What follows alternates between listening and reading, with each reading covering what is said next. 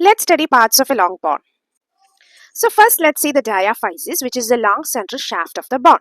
So in the image you can see the area marked with the diaphysis, and this is primarily composed of the compact bond and contain the medullary cavity. So in the image you can see there's a central portion and it is made up of compact bond and it contains the medullary cavity. Now next is the epiphysis, which is the expanded end of the bond. Epiphysis is made up of spongy bond covered by a thin layer of compact bond. And in joint, they are covered by the articular cartilage, which reduce the friction. So in the image, you can see epiphysis at both ends of the bond. Next is metaphysis. That is the area between the diaphysis and the epiphysis at both ends of the bond. So in the image, you can see the metaphysis at both ends. And this is the primary site of the bond growth in length during the development of the bond. And next is the epiphyseal plate, which is also called the growth plate. This is a layer of the hyaline cartilage in long bond where longitudinal bond growth occurs. So you can see the epiphyseal plate at both ends of the bond.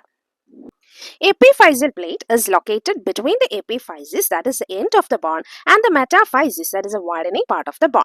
This plate allows the bond to increase in length through a process where the cartilage is formed and then replaced by bond tissue. So epiphyseal plate is where the bond increases in length. Also, it is between the epiphysis and the metaphysis. Next is a medullary cavity. It is a central hollow space within the diaphysis, that is the shaft of a long bond, primarily containing the bone marrow. So medullary cavity is in the shaft of the long bond.